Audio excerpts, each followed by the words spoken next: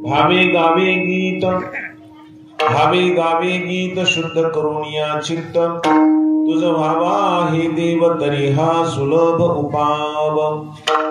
आणि काचे काणी गुणदोष मनानानी, मस्तक ठेंगणा करी संताच्या चरणा। वेची ते वचन जेणे राहे समाधान, तुझ व्हावा हे देव तरी हा सुलभ उपाव। तुका म्हणे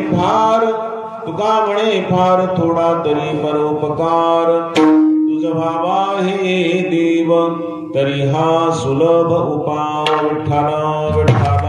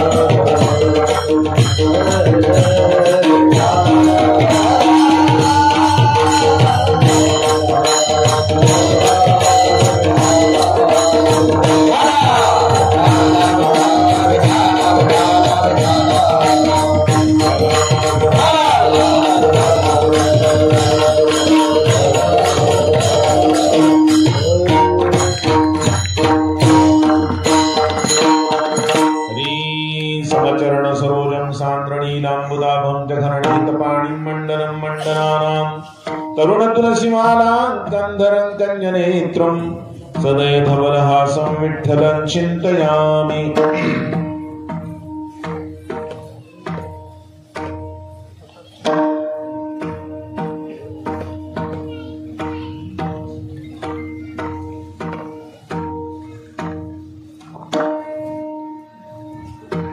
हरि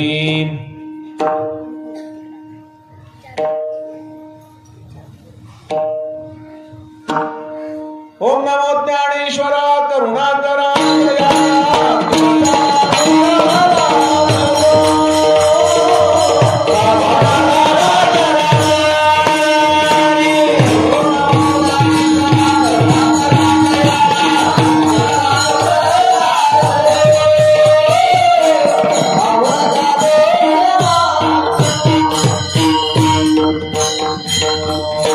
भावे गावे गीत शुद्ध करुणा चित्त, तुझ व्हावा हे देव तरी हा सुलभ उपाव। प्रस्तुत कीर्तन रूपी सेवेकरता घेतलेला जो अभंग आहे तो आपल्या महाराष्ट्राचे भूषण असणारे संत श्रीमंत जगद्गुरु भगवान संत श्रेष्ठ तुकोबाराय यांचा हा 6 चरणाचा सुंदर असा अभंग आहे। आपण या अभंगावर या प्रसंगी यथामती थोडक्यात चिंतन करण्याचा प्रयत्न करू।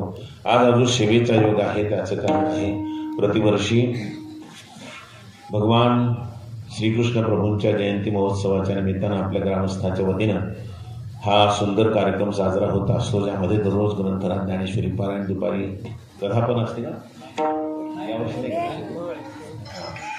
ज्ञानेश्वरी पारायण आणि दररोजची कीर्तन अशा प्रकारचा हा दर्जाचा कार्यक्रम आपल्या इथे चालू आहे। आणि या कार्यक्रमामध्ये आजची ही कीर्तन शिवा हरिभक्तीपरायण माधव महाराज यांनी फोनवरून आग्रह केला आणि हा सेवेचा योगवरून आलेला आहे। अल्पशा वेळेमध्ये ही सेवा करण्याचा प्रयत्न करायचा। विठ्ठला विठ्ठला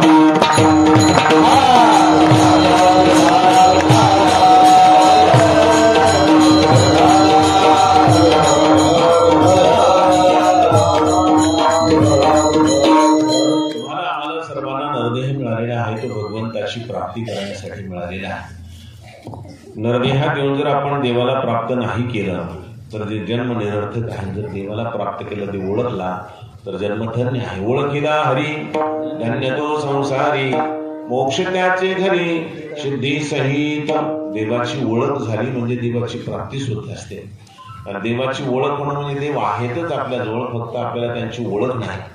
ज्या दिवशी आपल्याला ओळख झाली किंवा देवाची प्राप्ती झाली समजायचं, तुमच्या माझ्याजवळ सर्वांजवळ देव आहेत पण देवाची ओळख नाही। आपल्याला ओळख नाही म्हणून देव अप्राप्त आहे, म्हणजे आम्हाला प्राप्त नाही असं वाटतं। आणि देव प्राप्त नाही असं वाटतं म्हणून आम्हाला सुखही प्राप्त नाही असं वाटतं नाही। आम्हाला सर्वांना सुखाचा फार तोटा आहे। थोडं थोडं सुख मिळते, ते थोडं थोडं कधीतरी जरा जरा थोडंसं सुख मिळतं, किंचित सुख जरा सुख पाहता जवा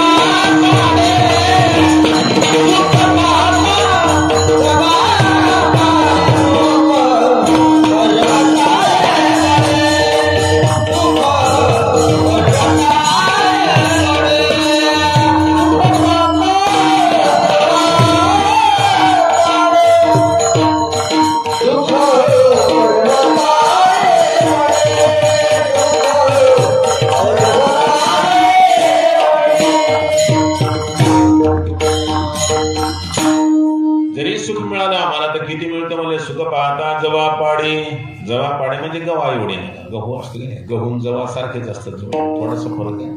फक्त गहू पिवळे असतात ते थोडेसे पांढरट अशा रंगाचे असतात. त्याच्यावर तूस असते, याच्यावर तूस नसतं, फक्त एवढंच गव्हावर तूस नसतं, त्याच्यावर असतं. म्हणजे जवा आणि गहू आकार सारखाच आहे जवळजवळ त्यांचा. गव्हा एवढं सुख आणि पर्वता एवढं दुःख. जर कधी आम्हाला सुख मिळालं असतं एवढंसं थोडंसं सुख मिळतं आणि तेवढ्याच्या सुखासाठी दुःखाचे डोंगर उपसावे लागतात आणि मग पुढं थोड्याशा सुखाचा लाभ होतो. मग आम्हाला तर सर्व सुखाची गरज आहे. आम्हाला असं वाटतं की आम्हाला असं सुख मिळालं पाहिजे की कुठल्याही प्रकारचा दुःखाचा त्या संबंध नसावा आणि काही दुःख न होता भरपूर भरपूर सुख मिळावं. अशा प्रकारचं सुख आम्हाला मिळत नाही. त्याचं कारण आहे देव जवळ असून भेटत नाही. जवळच सुख आहे ते, म्हणून तर सांगतात नावी टगे माई विटेना जवळी आहे परी भेटेना. जवळ असून सुद्धा आम्हाला देवाची प्राप्ती होत नाही. देवाची प्राप्ती नाही म्हणजे आम्हाला सुखाची प्राप्ती नाही. आणि म्हणून आम्हाला सर्वांना सर्व सुख पाहिजे म्हणजे देवच पाहिजे, पण आम्हाला त्याची इच्छाच वाटत नाही. आम्हाला संसारातल्या सगळ्या वस्तू मिळाव्याशा वाटतात. कोणाला काही पाहिजे, कोणाला काही पाहिजे, कोणाला काही पाहिजे. प्रत्येकाला काही काही काही काही पाहिजे, पण देव नाही पाहिजे नाही. देव पाहिजे म्हणणारी माणसं फार कोणीतरी एखादा. विरळा ऐसा कोणी तुका त्याशी लोटांगणी. जो कोणी असा एखादा असतो ज्याला देव पाहिजे तो फार म्हणजे बऱ्याच जन्माच्या पुण्याईनं त्याला देवाविषयीची आवड निर्माण होते. बहुत सुकृताची जोडी म्हणून विठ्ठली आवडी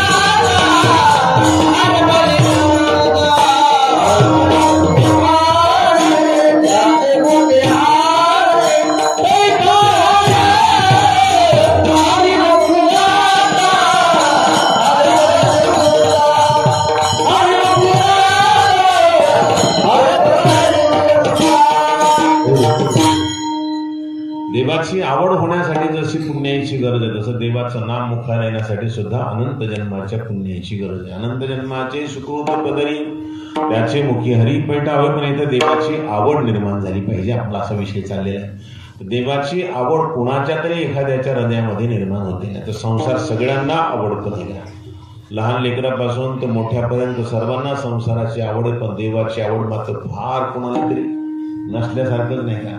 कुणाला तरी एखाद्याला देव आवडतो नाही का, नाही तर संसार कुणाला आवडत नाही, सगळ्यांना आवडतो नाही. प्रत्येकाला संसार आवडतो. एवढं एवढं लहान लहान लेकरं सुद्धा त्यालाही संसार आवडतो नाही. तर लहान लहान लेकराला विचारतात माणसं तुला लग्न करायचं नाही, हा कशी बायको पाहिजे म्हणजे गोरी गोरी. पण त्याला गोरी गोरी सुद्धा म्हणतात नाही का. एवढंसं लेकरू असतं पण संसाराची आवड त्याला सुद्धा आहे.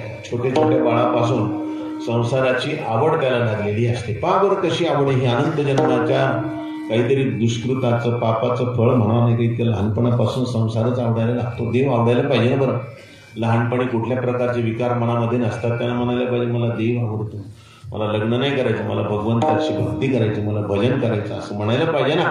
पण असं म्हणत नाहीत बरं का. लहानपणापासूनच तयारी असते नाही का, काय संसाराविषयीची आवड असते नाही का. तर सांगायचं तात्पर्य ही आवड पापामुळे होते नाही का, पण भगवंताची आवड मात्र पुण्याईने होत असते. कोणीतरी एखादा असा मग कोणत्या वयामध्ये आवड निर्माण होईल हे मात्र सांगता येत नाही बरं का.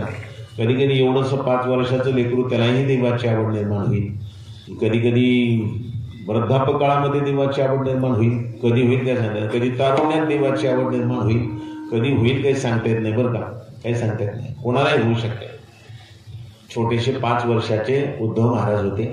भगवान श्रीकृष्णांचे जे बालमित्र आहेत ना, बालसखा उद्धवजी महाराज, ते लहान 5 वर्षाचे असताना खेळत खेळत देवाची पूजाच करायचे. त्यांचा खेळ म्हणजे देवपूजेचाच असायचं, देवपूजाच करत बसायचे. तर देवपूजा करत असताना आईनं सांगायचं, बाळा तुझा नाश्ता तयार झाला. आणि ते सकाळी 8-10ची वेळ झालेली असायची, 10 वाजलेले असायचे. आणि आईनं सांगायचं, बाळा तुझा नाश्ता तयार झाला, अगोदर नाश्ता तयार करून घे, नाश्ता करून घे, नंतर मग तू पूजा करत राहा, चल लवकर नाश्ता कर चल. असं म्हटल्यानंतर त्या बाळाने उत्तर काय द्यावं? बरं झालं आई तू नाश्ता केलास, मला भूकच लागली होती असं म्हणायला पाहिजे का? पण ते बाळ काय म्हणतं, आई आणखीन देवाची पूजा बाकी आहे, तेवढी देवाची पूजा होऊ दे, आणि देवाची पूजा संपली की मग मी नाश्ता करतो, हा देवाला नैवेद्य दाखवतो, नंतर नाश्ता करतो. पाहतो ते एवढंसं 5 वर्षाचं बाळ, खरं म्हणजे खायचं प्यायचं खेळायचं उड्या मारायच्या हे अशा प्रकारचं वय. आणि ते म्हणते मला नाही आई माझी पूजा आणखी शिल्लक आहे. म्हातारी माणसं सुद्धा म्हणत नाहीत असं नाही का, पूजेत चहा मागतील नाही का, कधी नाही. पूजा चालू असताना मध्ये चहा ना बरं थोडंसं नाही का, कसं बोर वाटायला लागलं नाही, बोर झालं. पूजेतूनच चहा प्यायची तयारी असते, त्याची मुकलं पहा बरं म्हणते आणखीन माझी पूजा राहिली आई, पूजा संपल्यानंतर मग मी जेवतो. पहा बरं आवड आहे ह्याला आवड म्हणत असतात. किती छोट्याशा वयामध्ये आवड आहे. आणि ते ध्रुवबाळ 5 वर्षाचं असताना वनामध्ये देवाच्या प्राप्तीसाठी निघून गेलं. किती आवड आहे देवाची. भगवान नारद त्याला रस्त्यामध्ये भेटले. भगवान नारद रस्त्यात भेटल्यानंतर मला हे कुठं चाललंस रे? ते मला देवाची प्राप्ती करायला चाललो. देवाची प्राप्ती करायला कुठं? मला वनात. वेडा झालास काय? डोकं बिकं आहे का नाही तुला? वन म्हणजे काय राजमहाल समजायला काय? राजमहालाचं अंगण समजायला? पागल झालास का काय? अरे वनामध्ये वाघ, सिंह, हत्ती, अस्वल, अजगर, भयानक प्राणी राहतात. तर वनात जाशील आणि एखाद्या वाघाच्या तावडीत सापडला तर वाघ फराळ करेल तुझं. कशाचं काय आणि कशाचं काय? कशाच्या देवाला रे? पागल झालास का काय? वेड्यासारखं काय निघालं देवाच्या प्राप्तीसाठी? चल तुला तुझ्या बाबाच्या मांडीवर बसायचं म्हणून चाललास ना वनामध्ये, चल तुझ्या बाबाच्या मांडीवर मी बसवतो. कसा बसू देत नाही तुझा बाबा बघतो. तुझ्या बाबाची माझी चांगली ओळख आहे, चांगला परिचय माझा, मी सांगतो त्यांना कसा मांडीवर बसू देत नाही. चल माघारी चल म्हटल्यानंतर ते लेकरू म्हणलं बाबा तुम्ही कोण आहेत? ते म्हणजे मी नारद आहे. नारद नाही, तुम्ही नारद नाहीत असू शकत. ते म्हणते 5 वर्षाचं ते पिल्लू ते म्हणते तुम्ही नारद असू शकत नाहीत. म्हणजे का? मी नारदांबद्दल मी ऐकले, आईच्या सोबत मी कथेला जात होतो, नारदांबद्दल ऐकले की नारद भक्ताला भक्तीमध्ये पुढे घेऊन जातात. तुम्ही मागे घेऊन चालला प्रयत्न करा. माघारी नाही जाणार. घरातून निघालो ते देवाच्या प्राप्तीसाठी निघालोय. घरातून निघालो ना देवाच्या प्राप्तीसाठी निघालो. आता 2च गोष्टी माझ्या समोर आहेत बाबा. एक तर देवाला प्राप्त करायचं नाही तर तिकडं मरून जायचं, पण माघारी नाही जायचा. माघारी नाही जाणार, आता देवाची प्राप्ती करणार. याला म्हणतात आवड. पहा बरं, नारदाने सांगितलं तुला वडिलाच्या मांडीवर बसवतो आणि तुला राज्य द्यायला लागतं. कशाला झालं तिकडे वनामध्ये भटकायला? बागाच्या पोटात जातो का काय? दिने गुरु म्हणते नाही बाबा मरायचं पत करेल पण माघारी नाही जायचं, मला देव प्राप्त करायचं. जर जमत असलं तर देवाच्या प्राप्तीचं काही साधन सांगा, नाही तर माघारी चाललो. काय प्रेम आहे ह्याला म्हणतात आवड. पहा बरं, छोट्याशा वयामध्ये 5 वर्षाचं लेकरू असताना त्याच्या अंतःकरणामध्ये देवाची एवढी आवड आहे की मनामध्ये चालले ते घरदार सोडून, सगळं राज्यवैभव सोडून चाललेले ते. याला म्हणतात आवड. बहुत सुकृताची जोडी म्हणोनी विठ्ठली आवडी. अशी आवड निर्माण झाली की मग मात्र देव मला कधी प्राप्त होतील, देव मला कधी प्राप्त होतील, अशा प्रकारची इच्छा निर्माण होते. मग देवाच्या प्राप्तीसाठी तो तळमळ करत असतो. आणि तळमळ चित्तामध्ये लागली की मग कोणालाही विचारत असतो माणूस. नाही एकदा एखाद्या गोष्टीची तळमळ लागली ना माणसाला तर मग कोणालाही विचारत असतो का मला देव प्राप्त होईल का? Hare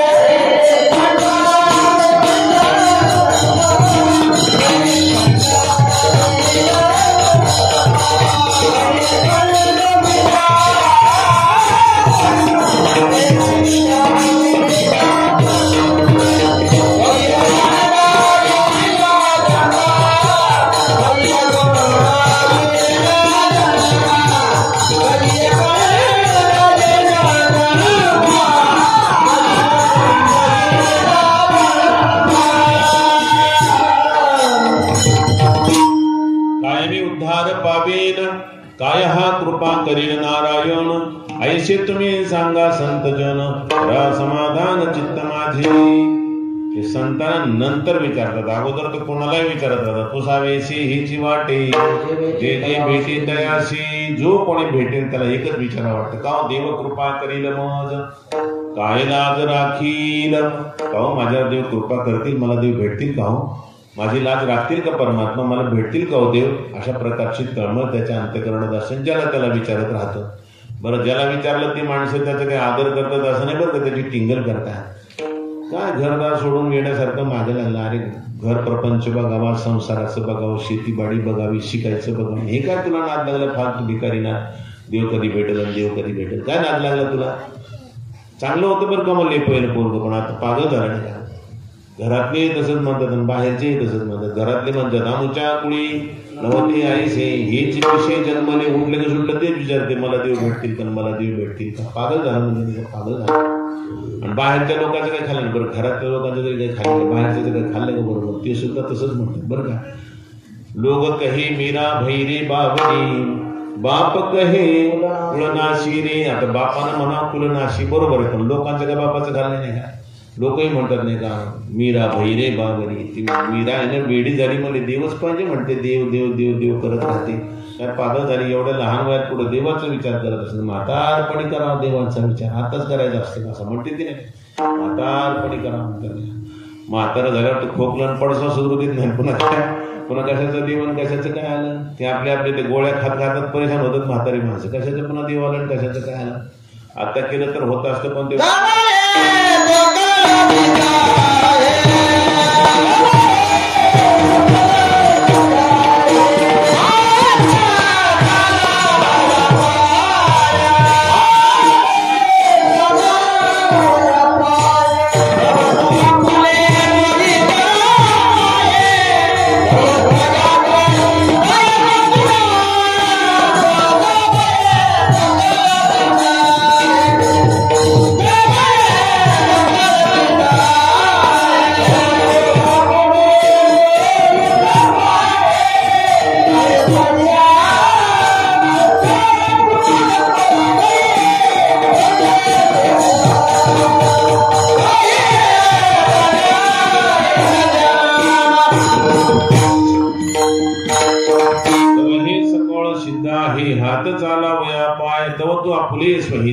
तीर्थयात्रे जायचं कोण होते. तीर्थयात्रेसाठी सांगितलं, तिथं भगवंताच्या भक्तीसाठी लावून घ्यायचं. तसं नाही का, तू आपलं काय करायचं, जोपर्यंत सगळं सिद्ध आहे तोपर्यंत भगवंताची भक्ती करायला पाहिजे. एकदा हातपाय सगळे कामातून गेल्यानंतर मग काय देवाची भक्ती करणार. इकडचं चिंतन लागतं सगळं, बाकीचं काही नाही राहत नाही का. म्हणून सांगायचं तात्पर्य ते ज्यावेळेस करायला पाहिजे त्याच वेळेस, पण लोक त्याला वेळ समजतात नाही, ज्याने त्याला वेळ म्हणा. आणि ते मात्र वेड्यासारखं कोणालाही विचारत असतात. जाऊ द्या, समजा आपल्यासारख्या सामान्य माणसानं कोणाला विचारलं सोडून द्या. पण भगवान ज्ञानेश्वर माऊली सारखे महात्मे सुद्धा देवाच्या प्राप्तीचं जेव्हा वेळ लागतं ना, तेव्हा कुणाला बोलतील काही सांगता येत नाही. एके दिवशी तर भगवान ज्ञानेश्वर माऊलीने कावळाच काव काव करताना पाहिला आणि त्या कावळ्यालाच बोलू लागले.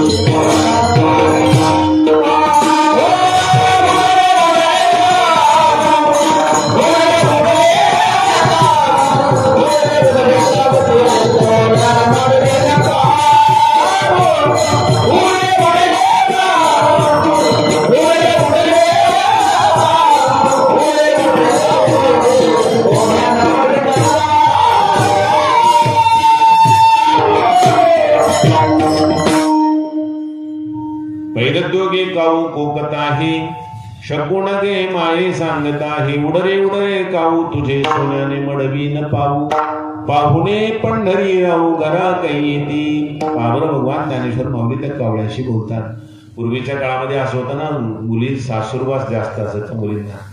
एकदा ज्याच्या घरी दिलं समजा की तिथं सासूरवास त्याला जास्त असायचा. सासू सासरे बरेचसे दीन भावे सगळेच त्रास द्यायचे नाही. ते एक सुरुवातीचा काळच असा होता, त्या सुनेला खूप त्रास असायचा. मग त्या लेकराला एवढा त्रास, आणि तिनं जर कधी घरी माहेरी आल्यानंतर त्रास सांगितला तर घरचे म्हणाले तुझ्या घरी मर, इकडे येऊ नको. पूर्वीचा काळ असा होता नाही, तुझ्या घरी तुझं कसं करायचं तसं कर, पण आमच्या घरी यायचं नाही, तुझ्या घरी राहा. इतका सासूरवास असायचा, जावंच लागायचं, राहावंच लागायचं. किती जरी त्रास असला तरी तो त्रास सहन करावा लागायचा, मार खावा लागायचा. काय काय त्रास यातना जी नाही ते कामं करत राहायचं. काम काम काम सारखं काम करत राहायचं. विश्रांतीचं नाव नसायचं. मग ते लेकराला असं दिवाळीचा सण जवळ आला की अशी तळमळ वाटायची, कधी कधी माहेराला जाईल, कधी त्या विश्रांतीच्या ठिकाणाला प्राप्त होईल, असं तिला तळमळ असायची. मग ते लेकरू सारखं वाट पाहायचं. आज येतील दादा, आज येतील बाबा, बाबा येतील, दादा येईल, कोणीतरी येईल, असं तिला वाट पाहायची. वाट पाहत राहायची. तळमळ लागलेली असायची. तेवढ्यात जर समजा एखादा कावळा अंगणामध्ये काव काव करायला लागला तर ते कावळ्याला म्हणायचे का रे, आज दादा येणार आहेत का, आज बाबा येणार आहेत का रे, असं म्हटल्यावर बाबा येणार आहेत का असं म्हटले. समजा कावळ्यानं जर समजा उडून गेला की ती म्हणायची नक्की आज बाबा येणार, आणि खरंच यायचे बरं का. तिचा विश्वास असायचा आज बाबा येणार. कावळा उडून गेला म्हणजे बाबा येणार, आज माझे देव येणार आहेत का असं विचारायचं. मग त्याच्यासाठी जशी ती सासूरवासिनी आता आज माझे बाबा येणार आहेत का असे विचारत होती, तसं माऊलींना देवाच्या प्राप्तीची तळमळ लागली तर माऊली त्या कावळ्याला विचारतात, काव काव करणाऱ्या कावळ्याला, का रे आज माझे पंढरीनाथ येणार आहेत का, माझे प्रभू येणार आहेत का मला भेट द्यायला, असं म्हटल्याबरोबर तू उडून जा ना. कुणाला म्हणतात त्या कावळ्या, उड उड रे कावू तुझे सोन्याने मडवीन पाहू. तू जर मी पंढरीनाथ येणार आहेत का असं म्हटल्याबरोबर उडून गेलास ना तर तुझे पाय सोन्याने मडवीन. याचा अर्थ माझे पंढरीनाथ माझ्या घरी येतील, मला खूप आनंद होईल, तुझे पाय मी सोन्याने मडवीन. पण भगवान ज्ञानेश्वर माऊली विचार करतात की या कावळ्याला सोन्याची काय किंमत आहे. आपल्याला सोन्याची किंमत, कावळ्याला काय सोन्याची किंमत आहे. म्हणून सांगितलं तुला सोन्याची जरी किंमत नाही, बरोबर आहे, मग मी काय करेन, दही भाताची उंडी लावीन तुझी तोंडी, जेव्हा पडी त्याची गोडी सांग वेगी. म्हणून मला जे आवडतात ना, आवडते पंढरीनाथ, ते कधी येणार आहे त्याच्यासाठी तू उडून जा ना. उड उड रे कावू तुझे सोन्याने मडवीन पाहू. पहा बरं, मग भगवान ज्ञानेश्वर माऊली सारखे एवढे ज्ञानी महात्मा पण देवाच्या प्राप्तीसाठी वेळ लागलं कावळ्याशी सुद्धा बोलतात. असा साधक एखादा ज्याला त्याला विचारत राहिलेत काय नवले, असा विचारत सुटलेला साधक सगळे त्याला सारखं टाकून बोलतात, टोचून बोलतात, टिंगल करतात त्याची, तरी पण तो विचारतच राहतो. विचारत वेळ लागली ना त्याला देवाच्या प्राप्तीचा. असं विचारत जेव्हा भगवान संत श्रेष्ठ तुकोबारायांसारख्या महात्म्याकडे येतो, तर तुकोबारायांसारख्या महात्म्याला विचारलं, बाबा मला देव प्राप्त करायचा आहे हो. मला सगळे हसतात नुसतं, मला कोणी देव प्राप्तीचा मार्ग सांगत नाही, काय केलं नाही, काय केल्याने मला देव प्राप्त होतील विचारतो म्हणून मला कोणी सांगत नाही तू बाबा. असं म्हटल्यानंतर इथं फक्त त्याला प्रेम मिळालं नाही. तुकोबारायांना जसं विचारलं, तुकोबारायला इतका आनंद झाला, म्हणजे शाबाश, देवाची प्राप्ती करून घ्यायची तुला. अरे वा, नरदेहातलं रत्नसे बाबा तू, नाही का. जगामध्ये अशी माणसं फार दुर्मिळ तुझ्यासारखे, देवाच्या प्राप्तीसाठी तळमळ करणारी माणसं जगामध्ये मिळत नाहीत रे बाबा. खूप प्रेम केलं त्याला, जवळ उचललं, हृदयाला लावलं, कुरबाळलं त्याला प्रेमानं, आणि सांगितलं तुला देव पाहिजे. म्हणजे हा मला देव पाहिजे.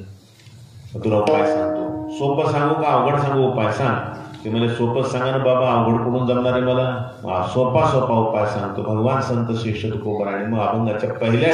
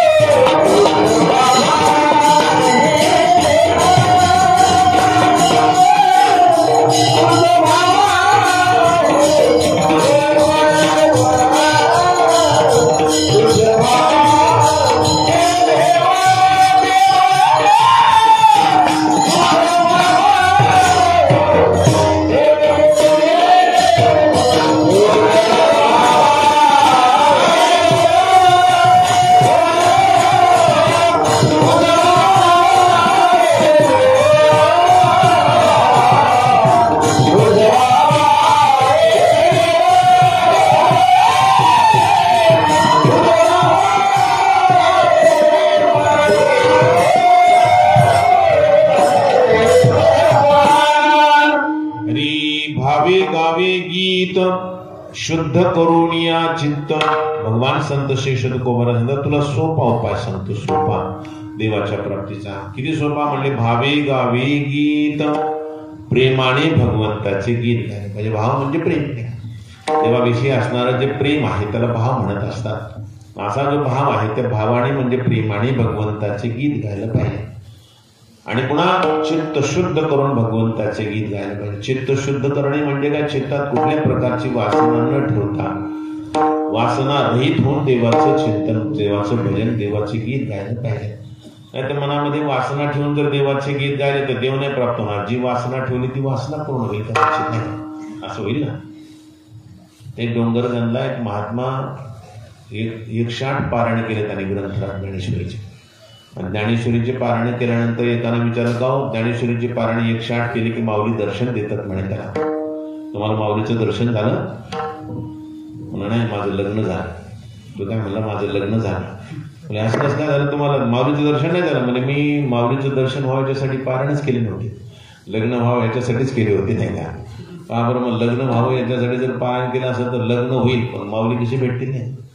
तसं जर मनामध्ये संसाराची भावना ठेवून जर समजा भगवंताचे गीत गायले तर संसार मिळेल पण देव नाही भेटायचा. त्याच्यासाठी शुद्ध करून या चित्त, त्या चित्तामध्ये वासना न ठेवता, कुठल्याच प्रकारची सांसारिक वासना न ठेवता जर देवाची भक्ती केली, भगवंताचे गीत गायले तर मग मात्र देवाची प्राप्ती होईल.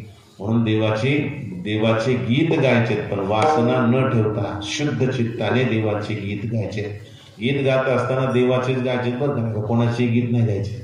ते गीत गायल्यानं देव भेटतात. मला काही गीत गात बसतील माणसं देव भेटायची इच्छा करते, कोणतेही गीत नाही. रामकृष्ण गीती गात, टाळ चिपळ्या वाजवीत, छंदे आपुल्या नाचत, घेऊन फिरत गा.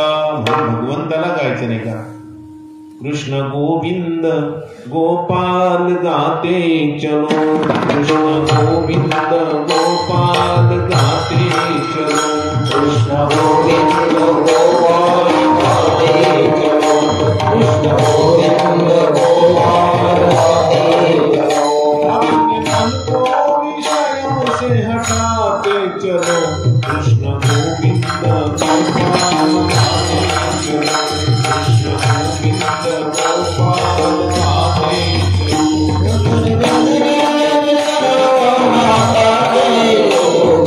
गोविंद गोपाल गाते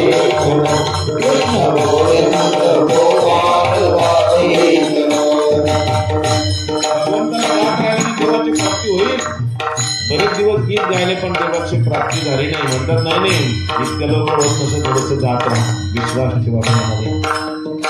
याद आएगी प्रभु को कभी ना कभी, याद आएगी प्रभु को कभी ना कभी, कृष्ण दर्शन तो देंगे कभी ना कभी, कृष्ण दर्शन तो देंगे कभी ना कभी, ऐसा विश्वास मन में जमाते चलो, कृष्ण गोविंद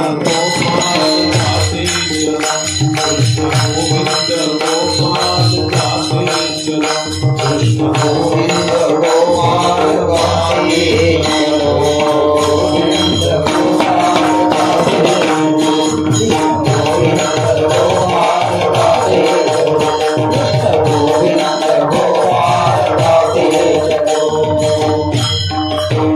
चलो.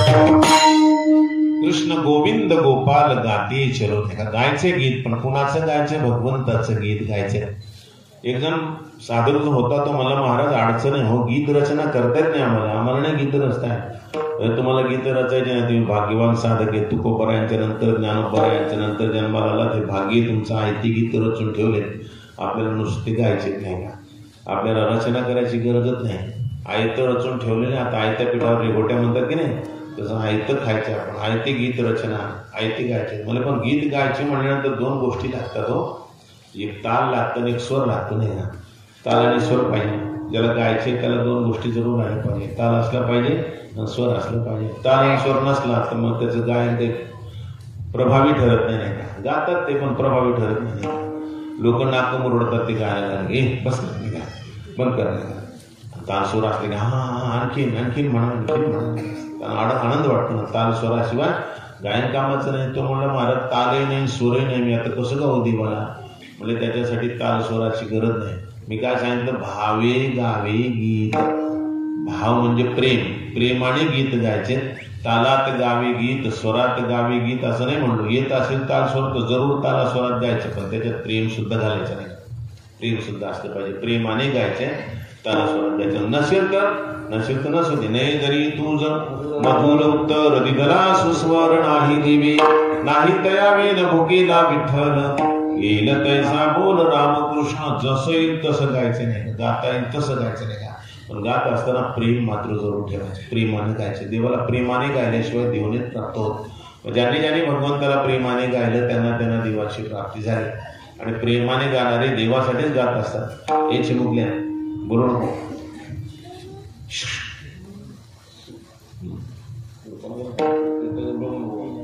तुला सारखा प्रेमानं गायलं ना, प्रेमानं गायल्यानंतर मात्र देवाची प्राप्ती होते, अन्यथा होत नाही.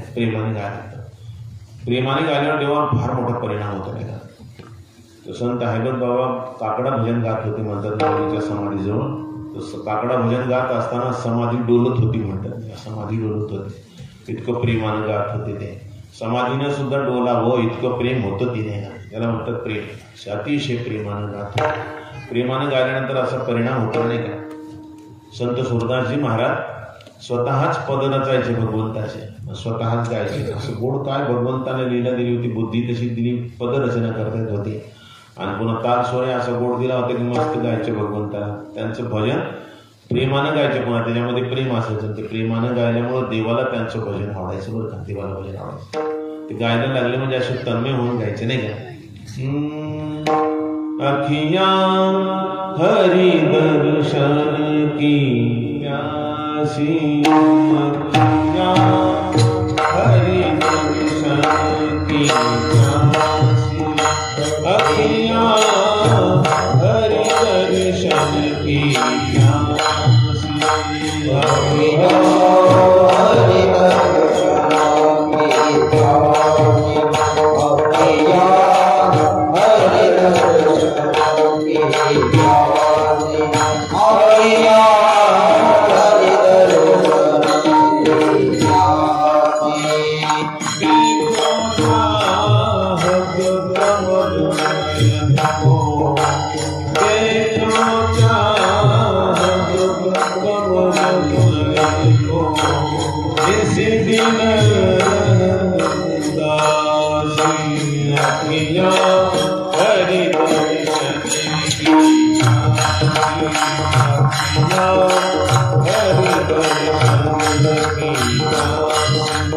अखिया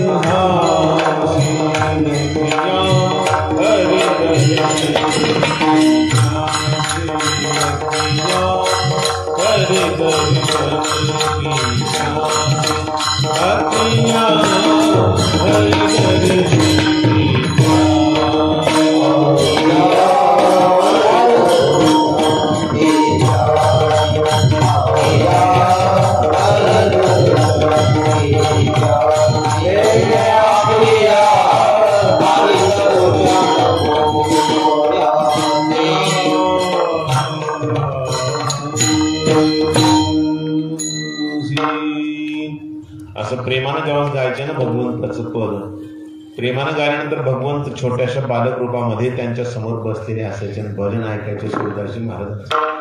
आणि ते भजन संपलं म्हणजे देवाला करमायचं नाही. भगवंतांना हळून म्हणायचं, बाबाजी और एक भजन गाओ ना, मुझे बहुत अच्छा लगता है.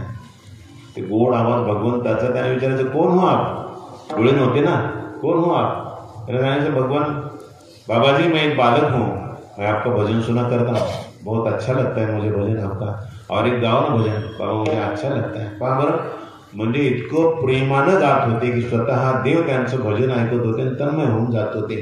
त्याचं कारण जे त्या प्रेमानं गायलेल्या भजनामध्ये महान शक्ती. भावे गावी गीत शुद्ध करून या चित्त, जर आपण चित्त शुद्ध करून जर प्रेमाने भगवंताचे गीत गायले तर बास देवाला प्रगट व्हावंच लागते, याच्यात वादच नाही का. निश्चित देव प्रगट होतात.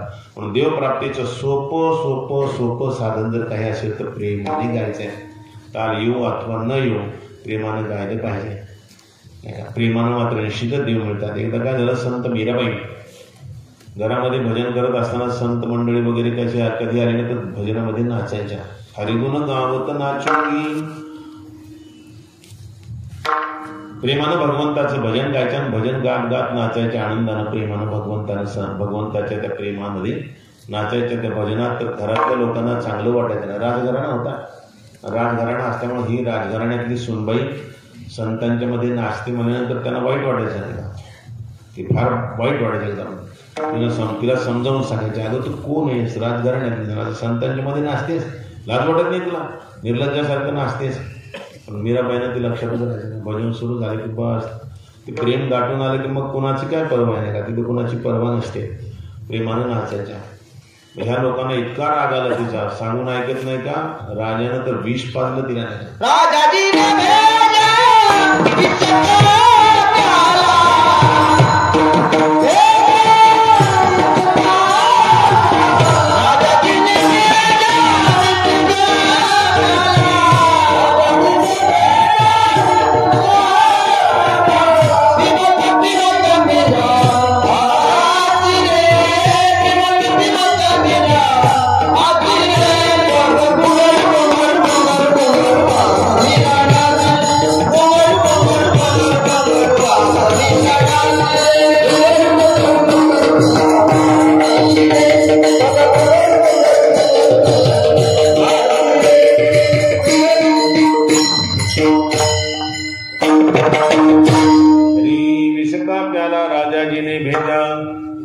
पिवत मीरा हासी रे, पग घुंगरू बांध मीरा नाची रे. नाही, मीराबाईने पायामध्ये घुंगरू बांधून नाचायचं. म्हणून लोकांना आवडलं नाही. शेवटी विष पाजला, पण विषाचाही परिणाम तिच्यावर झाला नाही.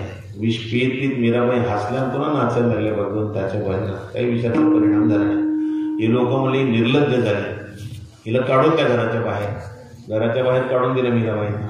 मीराबाई म्हटलं चला सबळ घुम गोपाल की जिकडे जाऊ तिकडे भगवंताचंच आहे. घराच्या बाहेर तर घराच्या बाहेर, राजमालातच काय पडलं नाही. आता मनमोकळेपणाने भगवंताला गायली. आणि मग प्रत्येक मंदिरामध्ये गावोगाव गेलं की मंदिरामध्ये जायचं आणि भजन करायचे. लोक इतके जमायचे. प्रेमानं गायलेल्या भजनामध्ये ताकदच वेगळी, अपार लोक जमायचे, खूप भजन गायचे. पण गाताना काय असते की कोणी त्याच्यामध्ये बेताल गाणारे, कोणी तालात गाणारे, कोणी बेसूर गाणारे, कोणी स्वरात गाणारे, सगळेच असतात. नमुने सारखे नसतात ना सगळे, नाही का, सगळे असतात तिथे भेटत असतात नाही. तर असे तालात गाणारे, काही बेताल गाणारे काही असे होते. तर त्यातले जे तालात गाणारे होते त्यांना खटकू लागले. बाकीच्यांना नाही खटकत, त्यांना तालही कळत नाही, सूर्य करत नाही, त्यांना खटकायचं काय संबंध नाही. तर ज्यांना ताल सूर कळतो त्याला खटकतं थोडंसं. नाही, तालातून गेला की सुरातून गेला की मग मात्र मग खटकतं त्याला. तर एक जे बेताल गात होतं त्याचं ते आवडत ना, पण म्हणायचं लाग नाही. कोणाला काही म्हणत फार अवघड नाही. एखाद्याला म्हणून पहा तुम्ही, नाही का, जरा तालात गात जा, जरा स्वरात गात जा असं म्हणून पहा, कसा राग येते. ते म्हणतात तूच तानशेचा बाप आहे काय, जायचे का, मला नको शिकू, मला येते. हां, तू शिकला असेल, मी का तसा का काय, मला येते नाही, सांगायचं नाही आम्हाला, जास्त शिकवायचं नाही, शांतपणा शिकवायचं नाही, बोलू देत नाहीत माणसं. नाही, पण त्याला ते आवडलं नव्हतं. दुसऱ्या दिवशी पुन्हा भजन ठेवलं होतं मीराबाईने त्याच मंदिरात. त्यानं विचार केला आता जर समजा उद्या आणखीन बेताल गायला सगळं मजा किरकिरा होऊन जायचे, त्यासाठी आपण काहीतरी उपाय करायला पाहिजे. सांगायचं तर नाही, पण सांगितल्याशिवाय राहायचं नाही, कोणाला ते कळालंच पाहिजे. मग त्यानं काय केलं, मंदिरात सगळ्याच्या अगोदर आलं. 10 वाजता भजनाची वेळ दिली होती, तर 8लाच गेला तिथं मंदिरात. तिथे गेल्यानंतर मंदिरामध्ये ठळक अक्षरात दिसेल असं लिहिलं, ताल से गाये, म्हणजे तालात गात नाही. म्हणजे कोणाला राग यायचं काम नको, कोणी लिहिले माहीत नाही. ज्यांना गात नाही ते त्यांच्या लक्षात तेव्हा वर्मी लागावं की आपल्याला तालात येत नाही, आपण तालात गाऊन ते लिहिले बाबा तालात गा, याच्यासाठी त्यानं लिहून ठेवलं.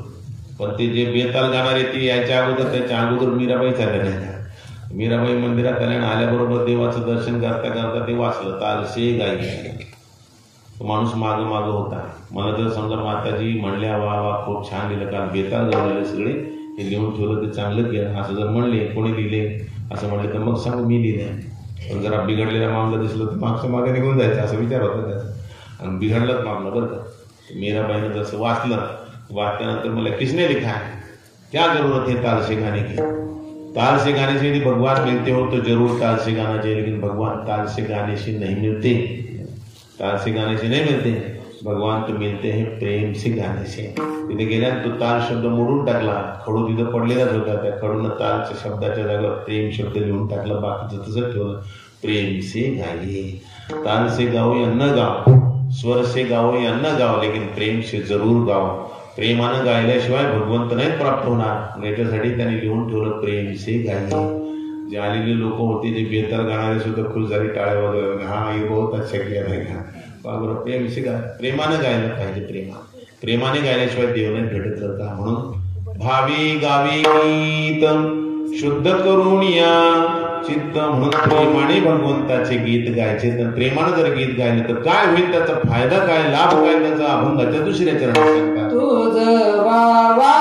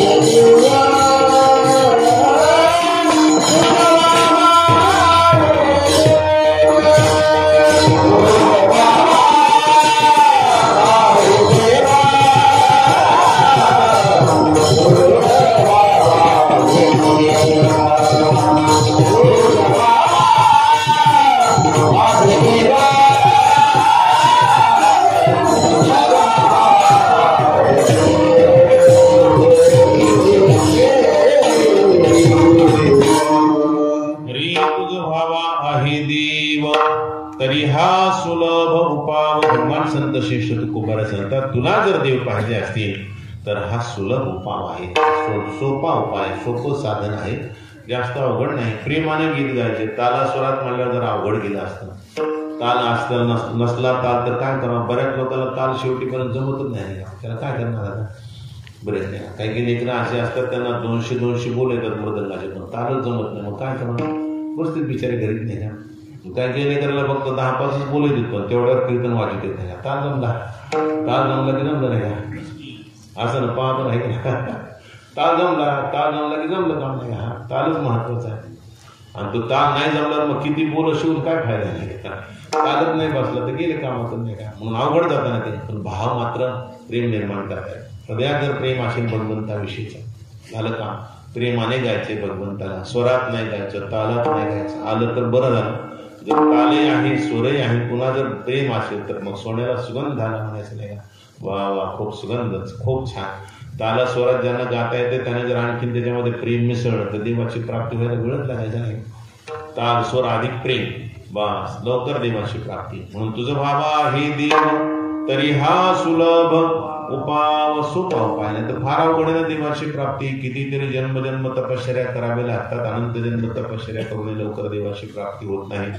किती तप करावं, किती यातना भोगाव्यात, यातना सहन कराव्यात तरी लवकर देवाची प्राप्ती होत नाही. आणि तप करत असताना नाना प्रकारचे काम क्रोध आधी खवळतात आणि पुन्हा लांब जातो माणूस. प्रेमाने गीत गायलं तर काम क्रोधही त्रास देत नाही.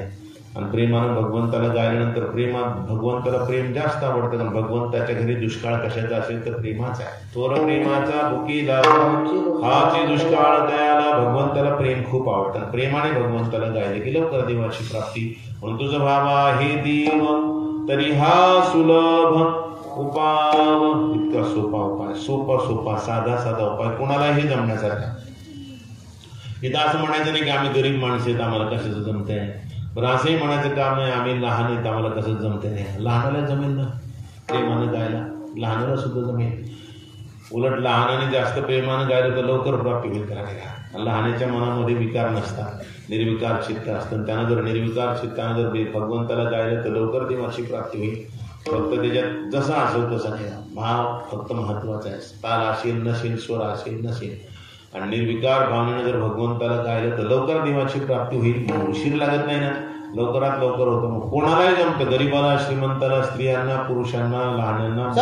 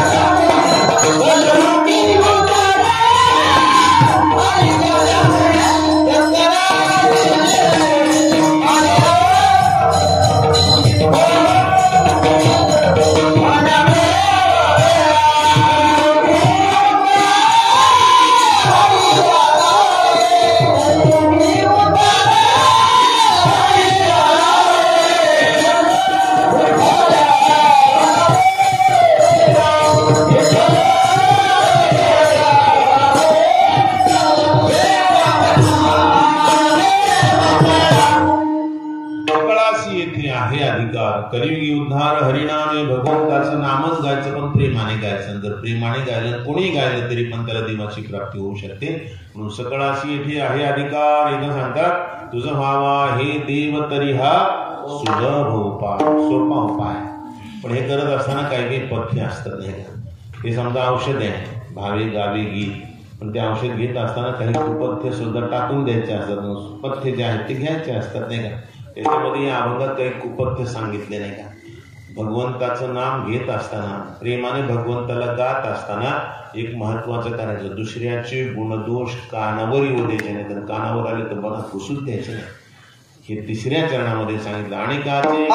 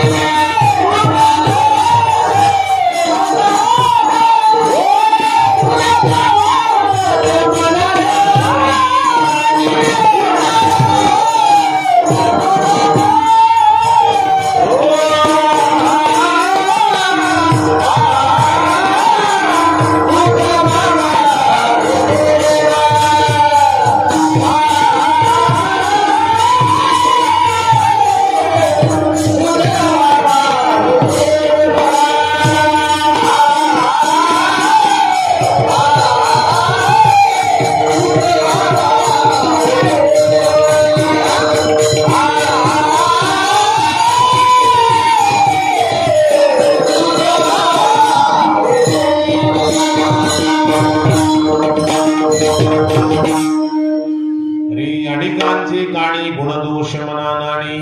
भगवान संत श्री तुकोबारा सांगतात दुसऱ्यांचे गुणदोष कानावर येऊ देऊ नको, मनात सुद्धा येऊ देऊ नको. हे जर मला महाराज गुण पाहिलं काय हरकत आहे, दोष पाहू नये. गुण पाहिलं काय हरकत आहे, पण कसं आहे की गुण पाहिले तर दुसऱ्याचे दोष पाहण्यासारखं होतच नाही का. आता हे दोघजण वाजवणारे मदन वाजवणारे याच्यातलं एक छान वाजवतो असं जर म्हणलं तर बाकी दुसऱ्याची निंदा केल्यासारखं होत नाही का. मग एकाला चांगलं म्हणणं सुद्धा वाईटच आहे नाही का. एकाचे गुण घेतले तर दुसऱ्याचे दोष गायल्यासारखे आपोआपच व्हायला येत नाही का.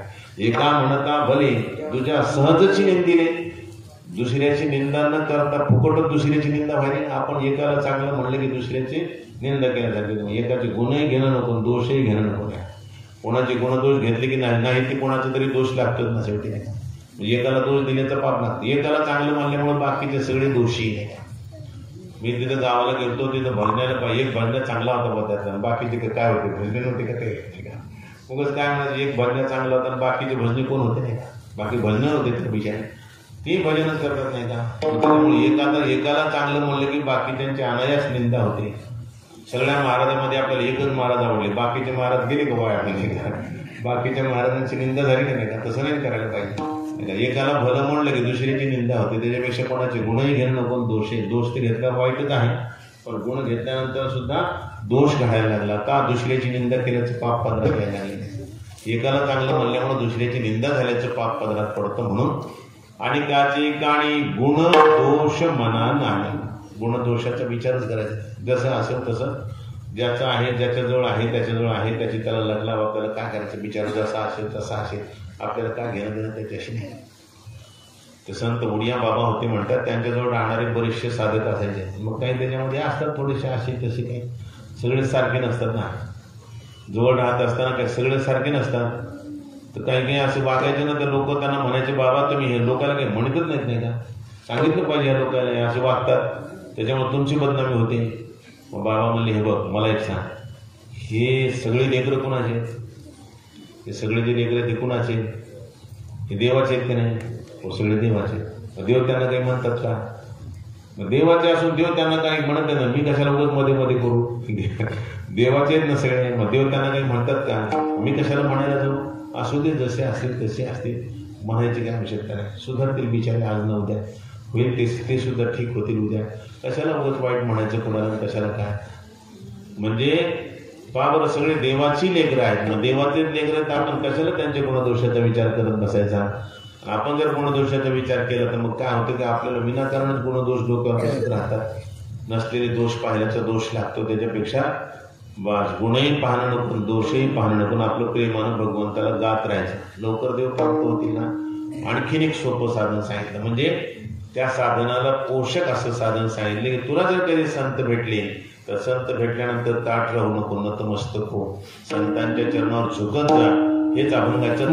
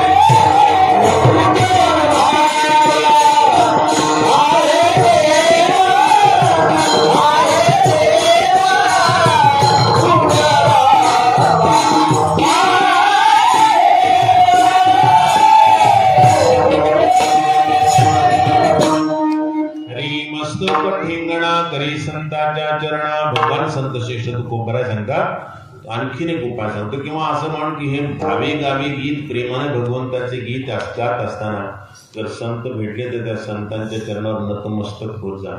संतांचा अनादर करू नको, संतांचा आदर कर. आणि जर संतांचा आदर केला, तुला जर देवानं मस्तक दिलं तर कुठं नाही झुकलास तर हरकत नाही, पण संतांच्या चरणावर जरूर झुकलं पाहिजे, नाही का. काही काही माणसं असे अगदी स्वाभिमानी माणसं नाही झुकत पुढं, नाही का. छत्रपती शिवराय आग्र्याच्या त्या कारागृहामध्ये बंदिस्त असताना काही चापलूस जे आपले हिंदूंचे काही राजे होते, त्या राजाच्या पुढं विनाकारण नसलेली गुलामी करणारी माणसं, नाही का, उगाच झुकून सलाम करत बसणारी माणसं, त्याने छत्रपती शिवरायांना शिकवलं. म्हणजे तुम्हाला जर एका आग्र्याच्या बंदीखान्यातून सुटायचं असेल एकच उपाय, तुम्ही एकदा बादशहाला भेटायला जा, तिथे गेल्यानंतर झुकून सलाम करा, आम्ही तुम्हाला सोडायला लावत नाही.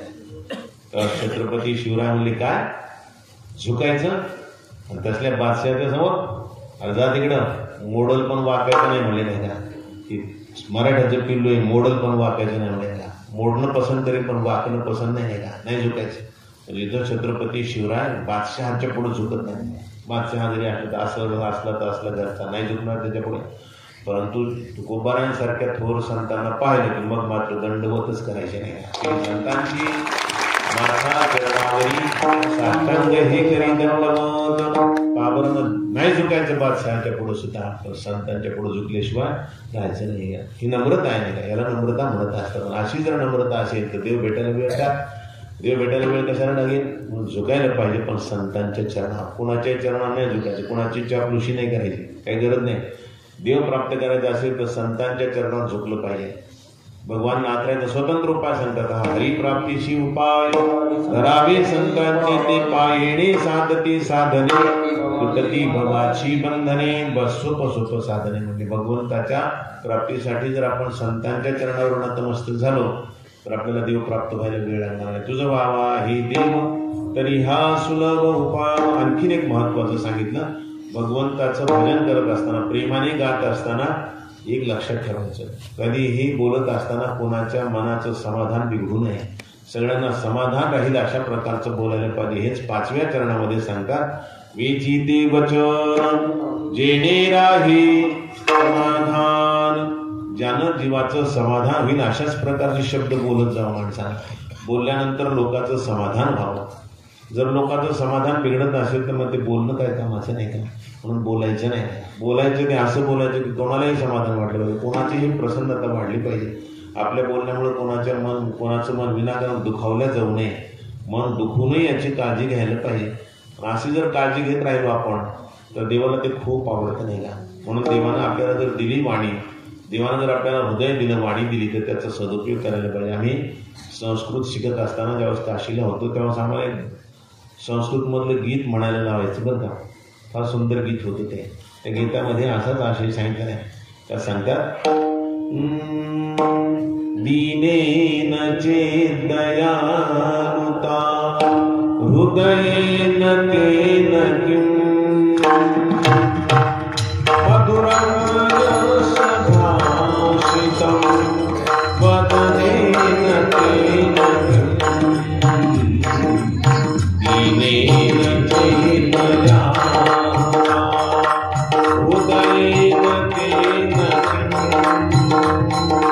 मधुरं सभाषितं वदनेन तेन दीनेन चेदयानुता वचनोपदेशपालनैः विनयेन सेवया वचनोपदेशपालनैः विनयेन सेवया पितरं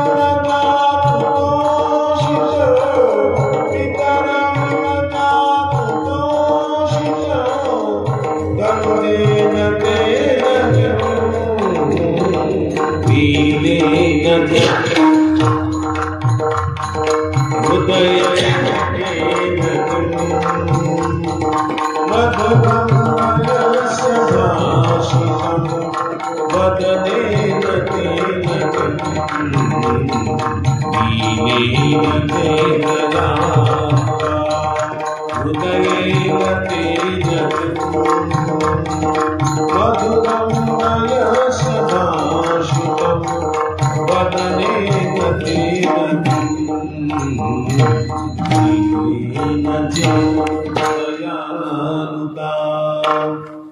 दीने नचे दयालुता. दीने म्हणजे दीनहीन माणसाविषयी जर हृदयात दया नसेल, गरीब बिचारे दीन माणसं त्यांच्याविषयी हृदयात दया नसेल, हृदय असून जाळायचं का काय उपयोग आहे त्या हृदयाचा.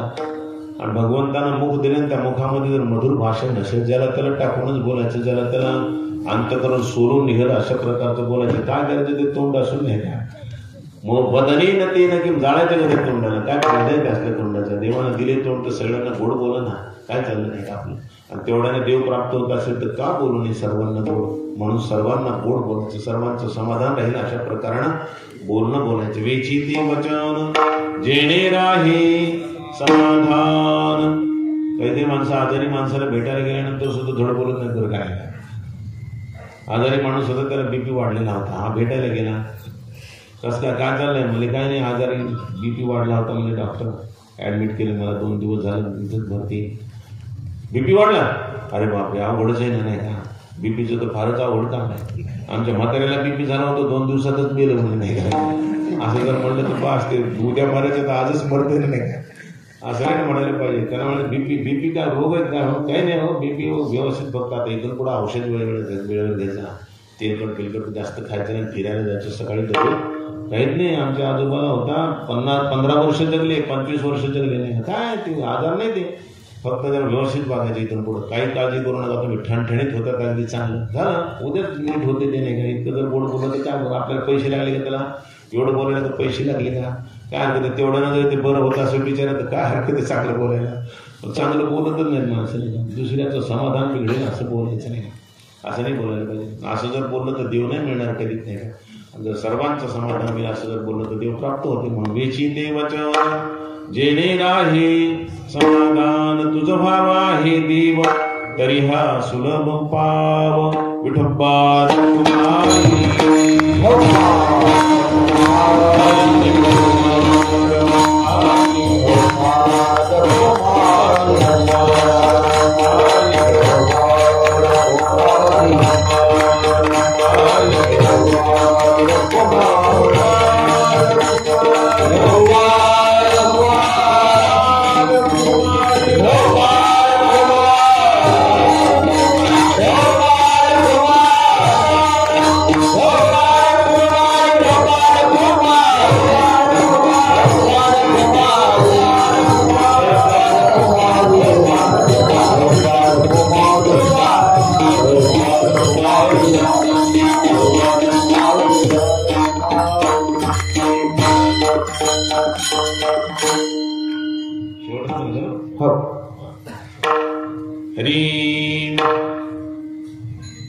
भावे गावे गीत शुद्ध करुणिया चित्त तुझ भावा हे देव तरी हा सुलभ पाव.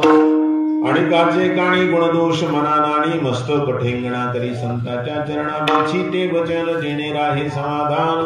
तुझ भावा हे देव तरी हा सुलभ पाव. आणखीन एक गोड अशा प्रकारचं साधन सांगतात.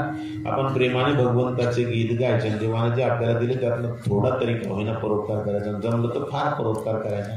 असं जर करत राहिलो तर नक्की देवाची प्राप्ती होणार. हेच अभंगाचे शेवटचे चरण. Oh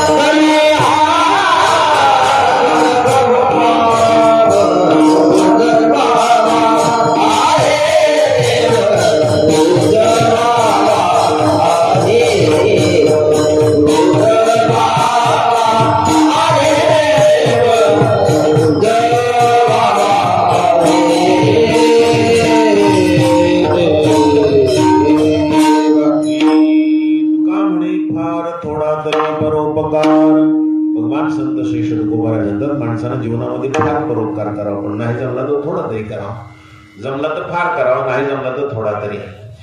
उपकार करत असताना पैशानेच उपकार केला जातात असं मात्र नाही का. गोड बोलण्याचा सुद्धा उपकारच आहे नाही का. प्रेमानं दुसऱ्याला बोलणं म्हणजे उपकारच येत नाही का. दुःखी माणसाला जर प्रेमानं जिव्हाळा दिला तर ते सुद्धा उपकार आहे त्याच्यावर नाही का. फार पैसेच असावे लागतात उपकार करायला असं मात्र नाही. फार परोपकार करत असताना ज्याला जमेल त्याला सगळ्यांना धीर दिलासा, प्रेमानं बोलणं, समाधान त्याचं व्हावं, अशा प्रकारानं त्याला काहीतरी चांगल्या गोष्टी सांगणं उपकारच आहे. पुन्हा परमार्थ मार्गाला लावणं सगळ्यात मोठा उपकार. देवाच्या प्राप्तीसाठी प्रयत्न करणं, त्याला पुन्हा त्या परमार्थ मार्गामध्ये प्रवृत्त करणं हा सगळ्यात मोठा उपकार आहे. जे कधी माळी घालत नव्हते त्यांना माळी घालायला लावणं केवढा मोठा उपकार आहे का. त्यांनी माळी घातल्या म्हणजे पाप सोडून दिलं नाही का, चांगल्या मार्गाला लागले म्हणजे त्यांचं भाग्य नाही का, किती भाग्य येते. म्हणून अशा प्रकारचे कार्य करणं हे सुद्धा उपकारच आहे. फार उपकार करावा, नाही जमलं तर थोडा तरी. 100-200 माणसाला नाही माळी घालून झाल्या तरी 1-2 माणसाला तरी आपण प्रवृत्त करावं, तेवढं तरी नाही का, ते परोपकार. दुसऱ्यांना आपण वेळेवर भुकेल्या माणसाला अन्न देणं सुद्धा उपकार आहे. मग आपल्याजवळ जर जास्त नाही तरी निदान एखाद्या भुकेल्या माणसाला जरी आपण वेळेवर अन्न दिलं तर त्याला सुद्धा अन्न दिल्याचा परिणाम हा थोडा परोपकार, पण थोडा जरी असला तर त्यांना निश्चित देवाची प्राप्ती होते. आम्ही 8वी-9वीला असताना एक पाठ होता हिंदीमध्ये, महायज्ञ का पुरस्कार म्हणून आहे. तर त्या महायज्ञ का पुरस्कारचा मराठीमधून तुम्हाला सांगतो थोडक्यामध्ये भाग नाही का. तर ते एक कुटुंब आहे, मध्यम वर्ग कुटुंबीय, फार श्रीमंत आणि फार गरीबही नाही, जेमतेम आपलं चांगलं चालत होतं. फार मोठी श्रीमंती नव्हती पण फार गरिबी नव्हती, बरं होता. पण दुष्काळ पडला, दुष्काळामध्ये घरामध्ये जे धान्य साठवून ठेवलेलं होतं ते सगळं धान्य संपलं. 2 मुलं, पती पत्नी 2 जण, आणि घरामध्ये धान्य नाही. आता हे 2 जणही उपवाशी मरतात, आई वडील, लेकरही उपवाशी राहतात. तर आईनं सांगितलं, अहो किती दिवस चालणार असं. आपण एक ठीक आहे मोठे आहेत आपलं भागेल, पण लहान लेकराचं काहीतरी विचार केला पाहिजे. तुम्हाला जर समजा नाही आता काही दुसरं तर नाही, कोणाला मागून आणा, काहीतरी करा, भिक्षा मागा, काहीतरी करा, पण लेकरांसाठी काहीतरी करा. तुम्हाला आपल्या लागणे. गावामध्ये आपण कधी भीक मागणं शक्य नाही का, मरेल पण भीक नाही मागायचं. दुसरीकडे असं तर चालेल, आपण इथं नाही जमत नाही का. लाज वाटते आपल्याला, नाही करणार. काही काही माणसाला लाज वाटते काही काही गोष्टीची नाही. काही माणसाला मागायची फार लाज वाटते, काही माणसाला न मागण्याची लाज वाटते नाही का. मागतच राहतात, कुणाला मागतच राहतात, काही मागत राहतात नाही. मागायचं नाही, लाज वाटत होती. ते मला मी दुसऱ्या गावात एखाद्या जाईल तिथं तरी मी कदाचित इथं नाही. म्हणजे चला मग गाव सोडत, लेकरांसाठी काय करतं आपलं सगळं आपलं ठीक आहे काय होतं, पण लेकरं आपले जगले पाहिजे, त्याला काहीतरी उपाय करावा लागेल. मग त्यांनी गाव सोडला, दूर एका गावामध्ये आले जिथं परिचय नव्हता, परिचयाचं कोणीच नाही. अशा गावामध्ये आले, तिथं गावात राहायला एकाला जागा दिली. पूर्वीचा काळ असा चांगला होता, सरळ होते. आपल्या घरामध्ये सज्जन माणूस पाहिलं तर जागा देत होते. जागा दिली, घरामध्ये राहू लागले. त्या सकाळी उठला आणि सकाळी उठल्यानंतर गावभर भिक्षा मागितली. त्या गावभर भिक्षा मागितल्यानंतर चौघांना एक एक भाकरी होईल एवढं धान्य मिळालं कसं. त्या बाईनं त्याचं दळण कांडण केलं, त्याच्या भाकरी तयार केल्या. मुलांना जशी त्यांच्या वाट्याची भाकरी दिली तर लगेच खाल्ली. भूका लागली ना होता, इतके दिवसाची भूके होते, लगेच भाकरी खाल्ल्या. त्या बाईनं सुद्धा आपली भाकरी आपल्या वाट्याची घेतली, ती खाल्ली. पण ह्यानं मात्र जेव्हा भाकरी आपल्या समोर घेतली तर देवाची प्रार्थना करत होता, देवा आज तुम्ही कृपा केली, ही भाकरी दिली, अशीच कृपा तुमची असू द्या, जगू आम्ही, नाही तर काय खरे नका. देवा तुमची अशी कृपा जर राहिली तरच आमचं जगणं शक्य आहे, नाही तर काय जगणं शक्य आहे, अशी कृपा असू द्या अशी म्हणून प्रार्थना करू लागला. तेवढ्यामध्ये त्यानं पाहिलं, डोळे झाकून डोळे उघडून पाहतो, समोर तर एक कुत्रा आला होता, अतिशय शक्तिहीन झालेला. त्याला खायला नव्हतं वाटतं बरेच दिवस बिचारायला. ते असं पोट पूर्ण पाठीला लागले, पोट असं खोल गेलं होतं, त्याचं शरीर असं एकदम कृश झालेलं होतं. आणि ते कुत्रा असं लाळ गाळ त्याच्या हातातल्या भाकरीकडे पाहत होता आशेनं. त्यानं विचार केला, भगवंतानं आज आपल्याला भाकरी दिली, तो बिचारा भुकेला प्राणी दिसतो, खूप भुकेला दिसतो, त्याचे पोट भुकेलं, मलाही भूक लागलेली ठीक आहे, पण त्या मुका प्राणी त्याला मागतायत ना. मी गावभर फिरलो, त्याला कुठं काय म्हणतात ते बिचारायला. मग आता काय करू, आपल्याला एक भाकरी देवानं दिली, याच्यात एक चतकोर भाकरी त्याला दिली तर काय फरक पडायला. आपण 3 कोर भाकरी करू, पाणी पिऊ थोडंसं जास्त, आणि एक चतकोर भाकरी त्याला टाकली. त्या कुत्र्यानं ते खाल्लं, खूप आनंद वाटला त्याला. पण त्यानं उठण्याचा प्रयत्न केला, ते बसलं होतं ना, त्याला उठता येईना, अडकून पुन्हा खाली पडलं पडतं. त्याच्या मनात विचार आला, आणखी एक चतकोर भाकरी दिली आणि त्याला उठता येईल. मग पडत झडत का होईना दुसऱ्याच्या घरी जाईल, कोणी आणखी त्याला थोडंफार टाकेल, बिचारा चालेल, त्यानं आणखीन एक चतकोर भाकरी त्याला टाकेल. तेवढी भाकरी खाल्ल्यानंतर त्याला बरं वाटलं थोडंसं. 2 पावलं चालले की पुन्हा पडलं खाली. ते म्हणलं आणखी एक चतकोर टाकतो, आपण पोरभरच खाऊ, हरकत नाही का. 4था हिस्सा जो भाकरीचा आहे तेवढा एक चतकोर भाकरीचा भाग आपण खाऊ, याला देऊन टाकू आणखीन एक चतकोर. त्यानं ती चतकोर भाकरी त्याला वाढली. कुत्र्यानं ते खाल्ल्यावर 4-2 पावलं चाललं बरं का असं, पण त्याच्यात त्राण पूर्ण आलं नव्हतं, तरी पडलंच खाली. हे मला जाऊ दे, आज आपल्याला मिळालंच नाही असं समजून. आज खरंच जर मिळालं नसतं तर आपण उपाशी नसतो राहिलो का, नाहीच मिळालं असं समजून ह्यालाच देऊन टाकू सगळे. मग त्यानं ती पूर्ण राहिलेली चतकोर भाकरी सुद्धा त्या कुत्र्याला खाऊ घातली. आणि ते कुत्रं खूप समाधानानं चालत गेलं. त्यानं डोळे झाकले, देवाचे उपकार म्हणले, देवा आज तुम्ही दिली होती भाकरी, बरं झालं त्या बिचाऱ्या कुत्र्याचे उपकार झाले. ते बिचारा पोटभर खाऊन निघून गेला. त्यानं डोळे झाकले होते, तर डोळे झाकल्यानंतर त्यानं पाहिलं डोळ्याच्या समोर काहीतरी भक्क प्रकाश दिसतो. कशाचा प्रकाश असेल बुवा म्हणून त्यानं सहज डोळे उघडून पाहिलं तर समोर देव उभे होते. अरे वा, देव आलेच नाही ना. त्यानं नमस्कार केला, देवाला सांगितलं, भगवान आज गरिबावर कृपा कशी केली, आज कोणीकडून कृपा उदयाला आली भगवंत तुमच्या हृदयात, मला दर्शन दिलं आज आपण. ते म्हणले, अरे तू खूप मोठं पुण्याचं काम केलंस, मी तुला महायज्ञाचा पुरस्कार द्यायला आलो नाही.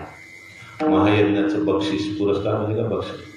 ते म्हणलं, भगवान तुम्ही थट्टा करायला का गरीब असे, अहो महायज्ञ कसला, उपाशी इतके दिवस झाले, आजही उपाशीच आहे. एक भाकरी मिळाली होती, ते बिचारं कुत्रं आलं, त्याच्या पोटात भूक खूप लागलेली होती, मग त्याला चतकोर त्याचा सगळी भाकरी चालेल. यज्ञ कट्टा करून महायज्ञ कसला करून भगवान थट्टा करतात गरीबाची. अरे बेटे, हाच तर महायज्ञ घडला नाही का, महायज्ञ करून काय करायचं बाकीचं. अरे भुकेलेला तू वेळेवर अन्न दिलं, स्वतः उपाशी राहिला असं, याला पोटभर खाऊ घातलंस, हाच मोठा यज्ञ घडला तुझ्याकडून, बोल तुला काय पुरस्कार पाहिजे. कशासाठी सांगायचं आहे की त्याने थोडा परोपकार केला, एका भाकरीचाच परोपकार केला, पण तेवढ्या परोपकाराने त्याला देवाची प्राप्ती झाली, कारण ते वेळेवर मिळालं होता नाही का.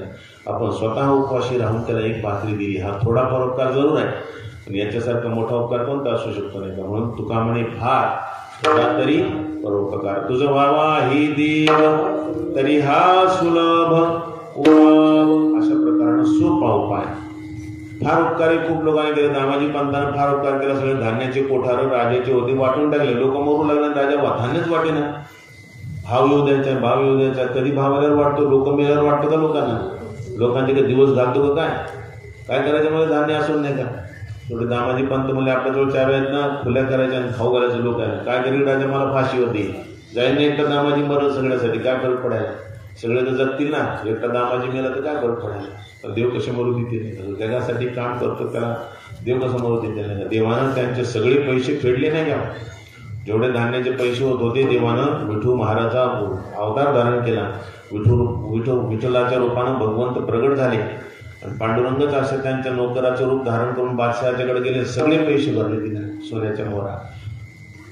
राजा म्हणला बापरे एवढे पैसे, मी तर अपेक्षाच केली नव्हती एवढे धान्याचे एवढे पैसे दिले. शेवटी जो फाशीवर देणार होता दामाजी पंतांना त्यानं त्यांचा आदर केला, पण एवढंच सांगितलं म्हणजे मी आदर करतो तुमचा, पण मला एकदा तुमच्या ते विठूचं दर्शन झाले का. तो विठू फारच सुंदर दिसत होता, ते पैसे पाठवले होते ना तुम्ही, तो विठू दाखवते म्हणजे मलाच पुढं माहिती आहे नाही का ते विठू. आणि मग देवाला प्रार्थना केली, म्हणजे देवा तुम्ही बादशहाला दर्शन दिलं मला नाही दिलं, मला तरी दर्शन कधी देणार आहे, मला दर्शन द्या ना. मग देव म्हणजे तुला नाही दर्शन द्यायचं तर कुणाला द्यायचं, अरे ज्यानं एवढा मोठं परोपकाराचं काम केलं त्याला तर मी दर्शन देईलच ना रे, थोडासा उपकार करणार ते तुला काय, भगवंतानं त्यांना दर्शन दिलं.